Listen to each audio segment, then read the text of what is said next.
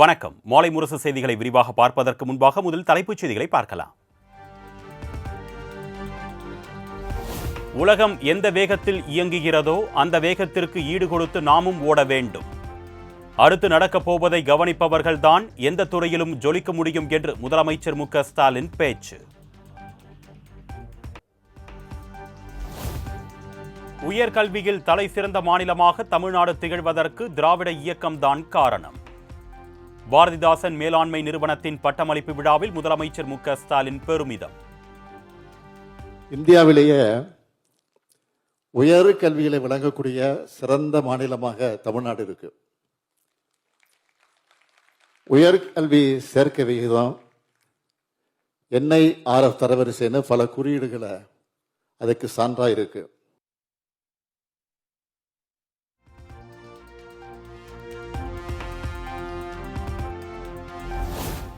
சென்னை, திருவள்ளூர், ராணிப்பேட்டை உள்ளிட்ட 5 மாவட்டங்களில் இன்று மிக கனமழைக்கு வாய்ப்பு.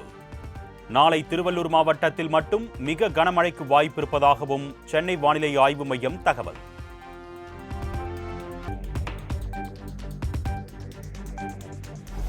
சென்னைக்கு 520 கிலோமீட்டர் தொலைவில் மையம் கொண்டுள்ள மோந்தா புயல் மணிக்கு 18 கிலோமீட்டர் வேகத்தில் கரையை நோக்கி நகர்ந்து வருவதாக இந்திய வானிலை ஆய்வு மையம் தகவல்.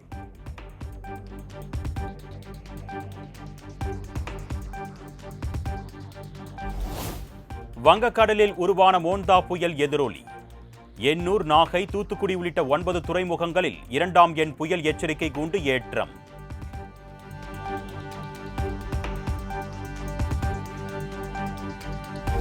திருவள்ளூர் மாவட்டம் பூண்டி நீர்த்தேக்கத்தில் இருந்து 4000 கன அடி நீர் திறப்பு. 35 அடி உயரம் கொண்ட நீர்த்தேக்கத்தில் 33.27 அடி வரை பெருகிய நீர்.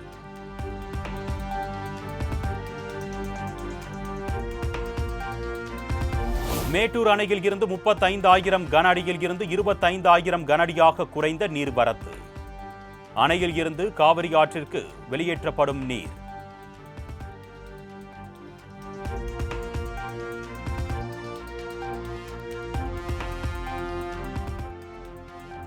பாலாற்றில் ஏற்பட்டுள்ள வெள்ளத்தால் வாலாஜாபாத் அவலூர் துறைப்பாலத்தில் போக்குவரத்துக்கு தடை. 35 கிலோமீட்டர் கிராம மக்கள் சுற்றி செல்வதால் கடும் அவதி.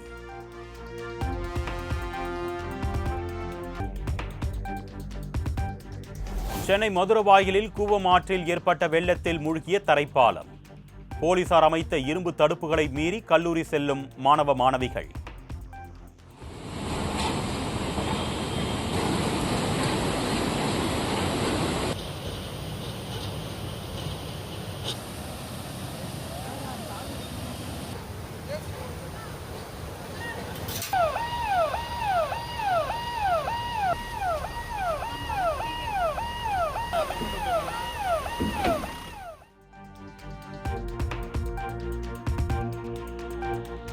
ராமேஸ்வரம் விசைப்படகு, நாட்டுப்படகு மீனவர்கள் மீன்பிடிக்க செல்ல விதிக்கப்பட்ட தடை நீட்டிப்பு.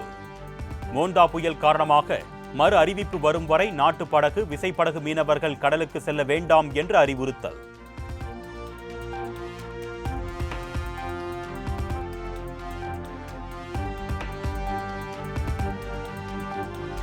திருச்செந்தூர் சுப்பிரமணிய சுவாமி கோவிலில் களை கட்டிய சூரசம்ஹார விழா.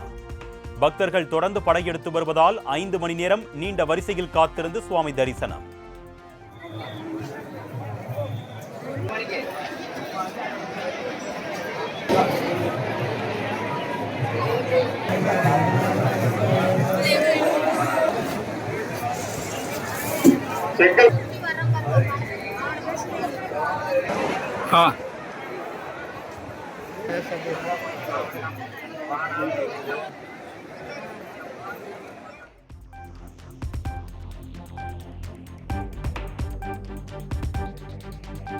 செங்கல்பட்டு மாவட்டம் மாமல்லபுரம் நட்சத்திர விடுதியில் விஜய் ஆறுதல் கூறும் நிகழ்ச்சி தொடக்கம்.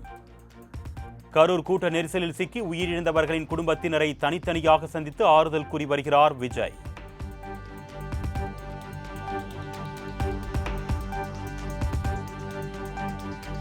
கரூர் கூட்ட நெரிசலில் சிக்கி பாதிக்கப்பட்டவர்களுக்கு அனைத்து உதவிகளையும் செய்து தருவதாக தவிக தலைவர் விஜய் உறுதி. பாதிக்கப்பட்டோருக்கு மருத்துவ செலவு, கல்வி செலவு, வேலை வாய்ப்பு உட்பட அனைத்து உதவிகளையும் செய்து வர தயாராக இருப்பதாகவும் தகவல்.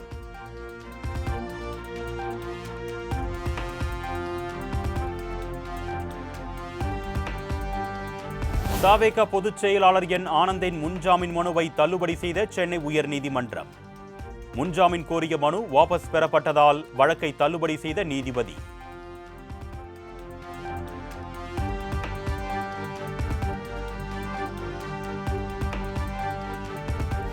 கரூர் கூட்ட நெரிசல் வழக்கை 3 வாரத்திற்கு ஒத்திவைத்தது சென்னை உயர்நீதிமன்றம். வழக்கு சிபிஐக்கு மாற்றப்பட்டிருப்பதால் தள்ளி வைப்பு.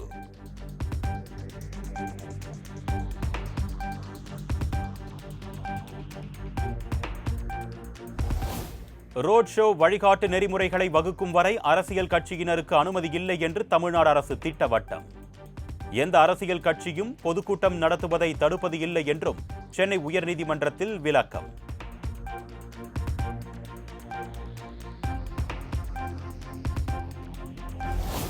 கரூரில் நடைபெற்ற பரப்புரைக்கு உள்நோக்கத்துடன் அனுமதி வழங்கப்பட்டதாக தவேக தரப்பு குற்றச்சாட்டு.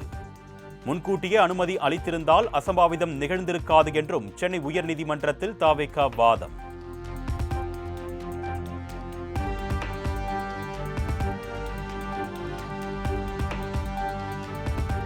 அரசியல் கட்சிகள், கூட்டங்கள், பேரணிகளுக்கான வழிகாட்டு நெறிமுறைகளை 10 நாட்களில் வகுத்துக் கொடுக்க ஆணை. தமிழ்நாடு அரசுக்கு சென்னை உயர்நீதிமன்றம் உத்தரவு.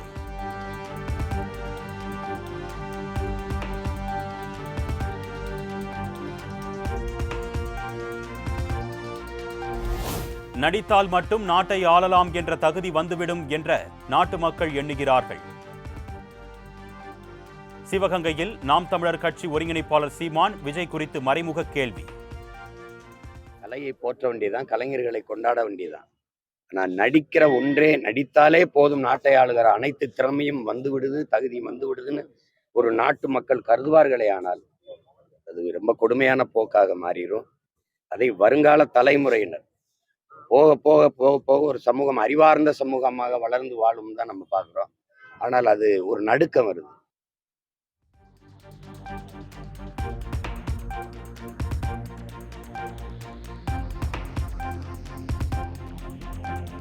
திரை கவர்ச்சியில் இருந்து தமிழினம் விழிப்புற்று எழ வேண்டும். நாம் தமிழர் கட்சி தலைவர் சீமான் கருத்து. போர்க்குணம் இன்மை, போர்க்குணம் அற்று போனது. கடைசியா அவர் சொல்ற கொடுமையான காரணம் அளவுக்கு அதிகமான திரை கவர்ச்சிங்கிறார். இதெல்லாம் ஒரு அடிமையானதுக்கு பெரிய காரணங்கிறார். இப்ப அந்த நடுக்கம் நமக்கு வருது.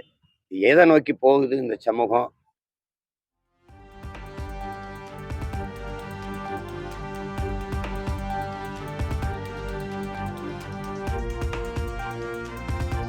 எதிர்க்கட்சிகள் பிரிந்து கிடப்பதால் திமுக கூட்டணிக்கு தான் மீண்டும் வாய்ப்பு. திமுக தான் ஆட்சி அமைக்கும் என்று முதலமைச்சர் கூறியிருக்கிறாரே என்று கேட்டதற்கு ஓ பன்னீர்செல்வம் பதில்.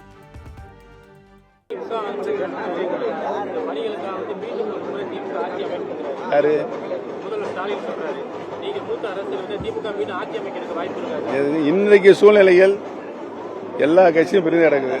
அதிமுக பிரிஞ்சு கிடக்கு, பாட்டாளி மக்கள் சண்டை, ஐயாவுக்கு நம்ம அன்புமணி சாருக்கு இப்படி இருக்கிற சொல்லும்போதுக்கு அவருக்கு தானுங்க வாய்ப்பு இருக்கு. கண் கூட தான் தெரியுது.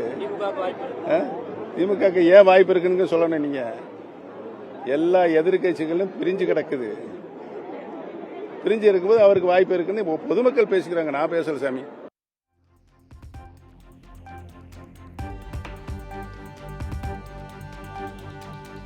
ஆர்கே நகர் இடைத்தேர்தலின் போது போலி வாக்காளர்கள் இருப்பதாக உயர்நீதிமன்றத்தில் திமுக வழக்கு தொடர்ந்தது மறந்துவிட்டதா? மக்கள் எதையும் மறக்கவும் போவதில்லை, மனம் மாறப்போவதும் இல்லை. திமுகவின் தோல்வி நிச்சயம் என்று நயினார் நாகேந்திரன் அறிக்கையின் மூலம் கருத்து.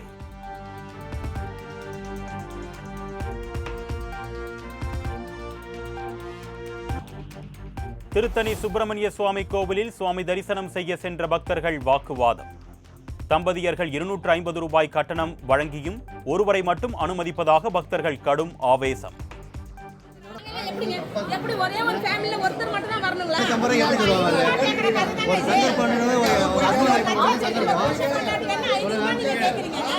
500 ரூபாய் ஒரு 2 பேர் ஹஸ்பண்ட் ஒய்ஃப் போடணும் எப்படி அது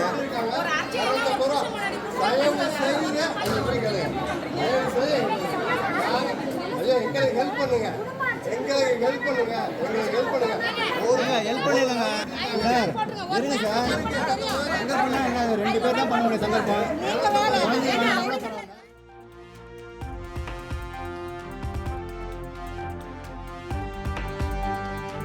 திண்டுக்கல் வேடச்சந்தூர் அருகே தனியார் பேருந்தில் பேருந்து ஓட்டுநர் நடத்துனருடன் கிராம மக்கள் வாக்குவாதம். படியில் தொங்கி கீழே விழுந்து செத்தால் சாகட்டும் என்று ஓட்டுநர் பதிலளித்ததாக மக்கள் குற்றச்சாட்டு.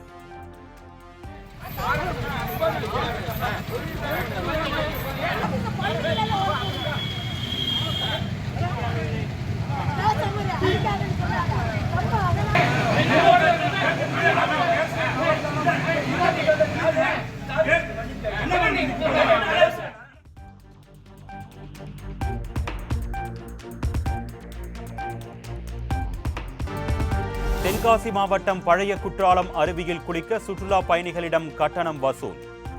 60 ஆண்டாக கட்டணம் இன்றி குளித்து வந்த நிலையில் திடீர் கட்டண அறிவிப்பால் சுற்றுலா பயணிகள் அதிர்ச்சி.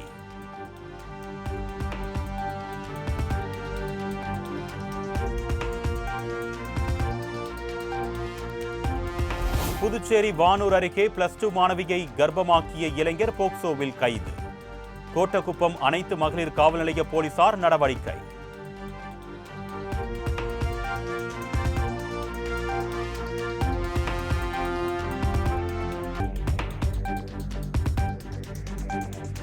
நாட்டின் அடுத்த தலைமை நீதிபதியாக சூரியகாந்தை நியமிக்குமாறு பரிந்துரை கடிதம் அனுப்பினார் தற்போதைய தலைமை நீதிபதி BR கவாய். அடுத்த தலைமை நீதிபதியாக சூரியகாந்தை குடியரசுத் தலைவர் திரௌபதி முர்மு விரைவில் நியமிப்பார் என தகவல்.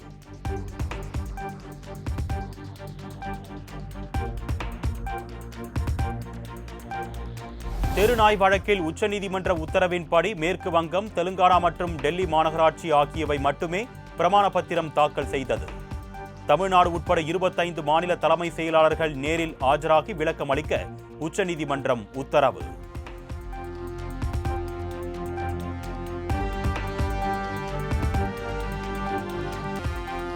சென்னையில் ஆபரண தங்கம் விலை 400 ரூபாய் குறைந்தது. கிராமுக்கு 50 ரூபாய் குறைந்து 11,450 ரூபாய்க்கும், ஒரு சவரன் 91,600 ரூபாய்க்கும் விற்பனை.